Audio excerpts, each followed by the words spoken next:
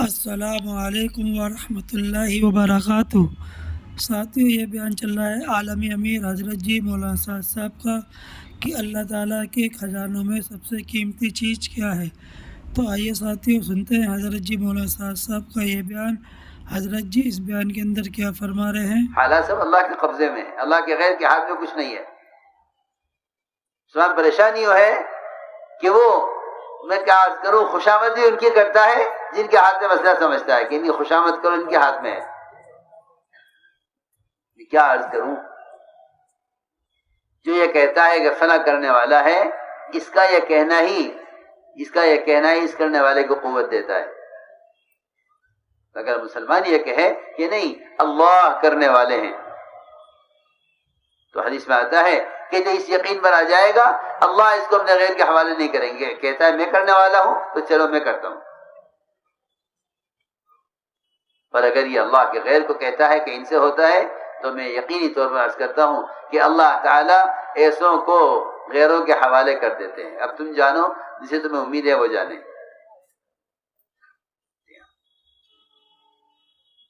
اس لیے میرے دوستو عزیزو،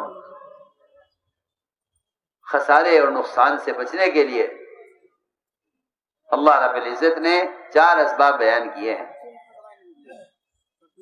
فرمایا اگر یہ 4 کام مسلمان کرے گا تو یہ ہر زمانے میں خسارے سے بچے گا، اور اگر یہ 4 کام نہیں کرے گا تو یہ ہر زمانے میں خسارے میں رہے گا۔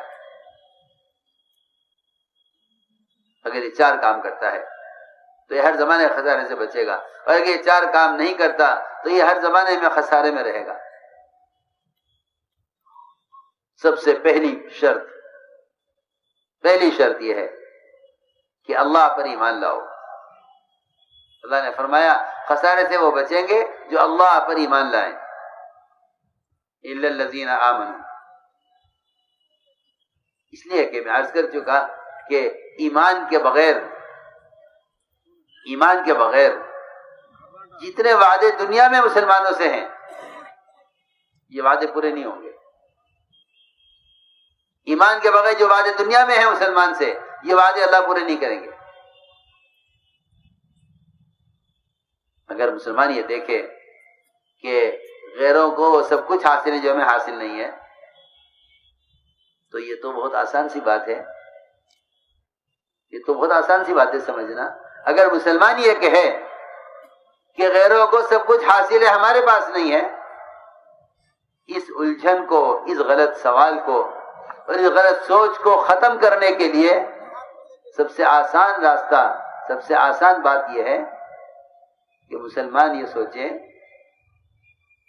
کہ جو اللہ کو نہ مان کر جہنم میں جائیں گے، کیا وہ وہاں تمہاری جنت کے طالب اور اس کو امیدوار ہوں گے؟ سوچو۔ اگر مسلمان دنیا میں یہ سوچے کہ جو ان کے پاس ہے ہمارے پاس کیوں نہیں ہے، تو جب وہ اپنی جیل میں ہوں گے تو کیا وہ اس کی امید کریں گے کہ جو جنت میں نعمتیں ہیں وہ نعمتیں ہمیں جہنم میں ملیں؟ ہم تو حیران ہیں کہ اس زمانے کا مسلمان غیروں کو اپنی ابدی جنت کی طرف لانے کے بجائے ان کی چھوٹی سی حقیر ختم ہو جانے والی دنیا کو حاصل کرنے کی کوشش میں ہے۔ یہ ہمیں کیسے ملے؟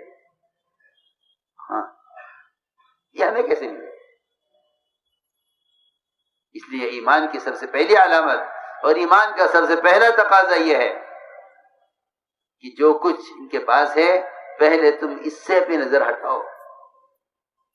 اس لیے کہ وہ آدمی آخرت کا طالب ہو نہیں سکتا جو دنیا کا طالب ہے، وہ آخرت کا طالب نہیں ہو سکتا جو دنیا کا طالب ہے۔ کہ سب سے پہلے اپنی نظر کو اس سے ہٹاؤ۔ یہاں کوشش اور تمنا اور ساری دوڑ دھوپ اس کے لیے ہو رہی ہے کہ جو ان کے پاس ہے ہمارے پاس کیسے آئے۔ حالانکہ کوشش باتی کرنی چاہیے تھی،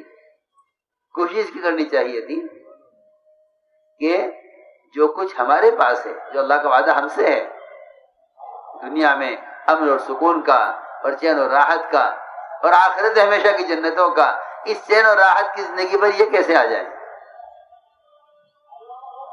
بجائے اس کے کہ یہ کوشش کر کے انہیں اپنی جنت کی طرف لاتا، بلکہ یہ خود ان کے وقت جنت کا حریص اور ان کے وقت جنت کا لالچی ہو گیا۔ اس لیے ہم نے عرض کیا کہ پہلی شرط ہے کہ اللہ پر ایمان لاؤ، کہ اللہ پر ایمان لاؤ، کیونکہ جتنے وعدے مسلمان سے ہیں یہ وعدے دنیا میں پورے نہیں ہوں گے ایمان کے بغیر۔ سنو، اللہ نے پہلی شرط لگائی ہے، وعد اللہ الذین آمنوا وعملوا الصالحات لَيَسْتَخْلِفَنَّهُمْ فِي الْأَرْضِ كَمَا اسْتَخْلَفَ الَّذِينَ مِنْ قَبْلِهِمْ وَلَيُمَكِّنَنَّ لَهُمْ دِينَهُمُ الَّذِي ارْتَضَىٰ لَهُمْ وَلَيُبَدِّلَنَّهُمْ مِنْ بَعْدِ خَوْفِهِمْ أَمْنًا يَعْبُدُونَنِي لَا يُشْرِكُونَ بِي شَيْئًا۔ یہ پوری آیت غور کر کے سمجھنے کی ہے کہ اللہ نے وعدہ کیا ہے ایمان والوں سے، اور وعدہ کیا ہے اللہ تعالیٰ کے حکموں کو پورا کرنے والوں سے کہ اللہ تعالیٰ ان کو دنیا میں سلطنت، اختیار، اقتدار اس طرح دیں گے جس طرح ان سے پہلوں کو دیا ہے، اور اللہ تعالیٰ ان کو دنیا میں وطنیت اور دنیا میں ان کو قبضہ اور دنیا میں ان کو ٹھکانہ، سنو تو صحیح، یہ سب کچھ دیں گے،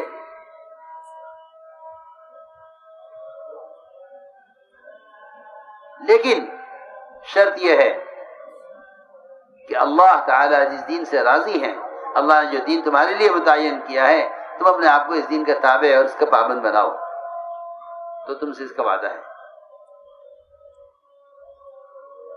شرط یہ ہے کہ میرے ساتھ شرک نہیں کریں گے اور میرے علاوہ کسی کی عبادت نہیں کریں گے، یعنی میرے سوا کسی کی بات نہیں مانیں گے، میرے سوا کسی کی بات نہیں مانیں گے۔ یعبدوننی لا یشرکون بی شیئا، میری عبادت کریں گے، میری بات مانیں گے، میرے غیر کی بات نہیں مانیں گے، تو میرا وعدہ ہے ان سے کہ میں ان کو دنیا میں سلطنت، اقتدار، تمکن، وطنیت سب کچھ دے دوں گا، ورنہ اگر انہوں نے ذات پورا نہ کیا تو یہ خود اپنے گھر میں بے گھر ہوں گے۔ صاف تو بحث کرتا ہوں، اپنے گھر میں بے گھر، یہ اپنے گھر میں بے گھر ہوں گے، سیدھی بات ہے۔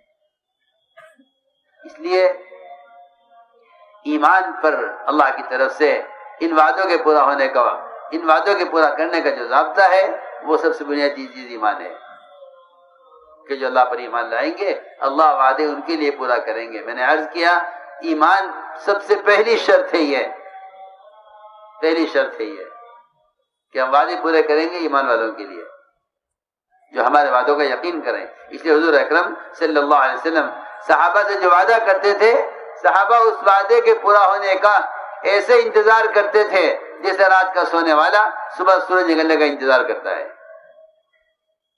جی ہاں، یہ یقینی بات ہے کہ جو وعدہ ہے پورا ہو کر رہے گا۔ حضور اکرم صلی اللہ علیہ وسلم بیان فرما رہے تھے جو وعدے اللہ سے سنے ہیں وہ وعدے صحابہ کو بتلا رہے تھے، اس لیے کہ جو وعدہ اللہ کرتے تھے آپ سے، آپ وہ وعدہ فوراً صحابہ کو بتلاتے تھے کہ یہ ہوگا۔ سنو میری بات توجہ سے، ہم ان حالات میں اللہ کے غیر کو، ان حالات میں اللہ کے غیر کے وعدوں کا یقین کرتے ہیں اور وعدے جھٹلانے والوں کو ان کے وعدے یاد دلاتے ہیں۔ جی آپ نے یہ وعدہ کیا تھا، آپ نے یہ وعدہ کیا تھا۔ سنو میں کیا کہہ رہا ہوں، ہم وعدہ خلافی کرنے والوں کو ان کے وعدے یاد دلاتے ہیں، اس لیے کہ جو شخص مخلوق کے وعدوں پر قدم اٹھا لیتا ہے، مخلوق محتاج ہے، اللہ تعالیٰ کے قبضے میں سارا نظام ہے، امور اللہ کے قبضے میں ہے، وہ اپنی قدرت سے ان سارے وعدوں کے پورا ہونے کو روک دیتے ہیں۔ مسلمان یوں پریشان ہوتا ہے کہ جب انہوں نے ہم سے وعدہ کیا تھا تو وعدہ پورا کیوں نہیں کیا؟ میں کیا بتاؤں، خبر نہیں کہنے کی بات ہے یا نہیں. یہ کہتا ہے جی ہمارا تو ووٹ ضائع ہو گیا. سب بات کیوں کہ ضائع تو اس لیے ہو گیا کہ اللہ کے غیر کا انتخاب کیا ہے. سیدھی بات ہے، سب بات ہے. میں صاف تو بحث کرتا ہوں. جن وعدوں کی بنیاد پر انتخاب کیا تھا ان وعدوں کا پورا ہونا ہے، خدا کی قسم اس انتخاب پر نہیں تھا.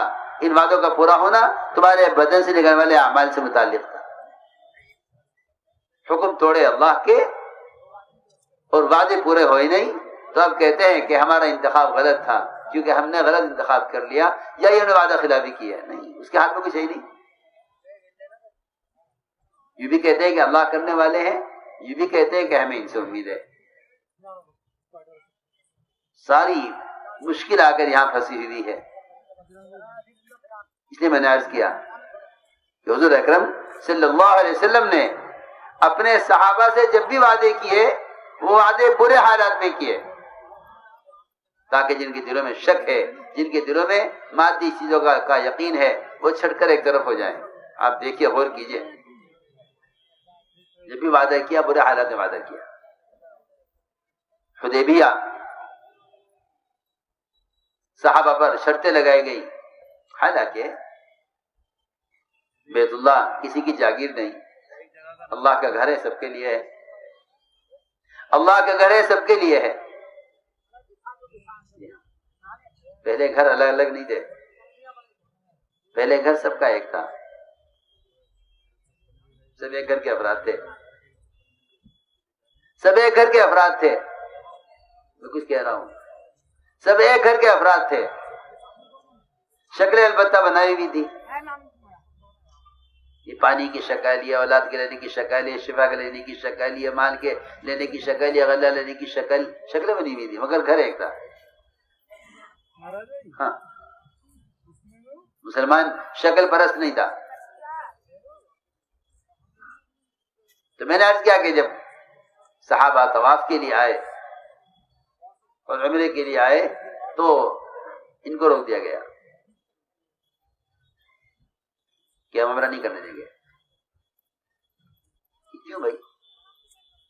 کہ ہماری بات مان، ہم عمرہ نہیں کرنے دیں گے. ساری شرطیں مانی گئی، ساری شرطیں مانی گئی غیروں کی، اپنی کوشش پوری نہیں ہوئی.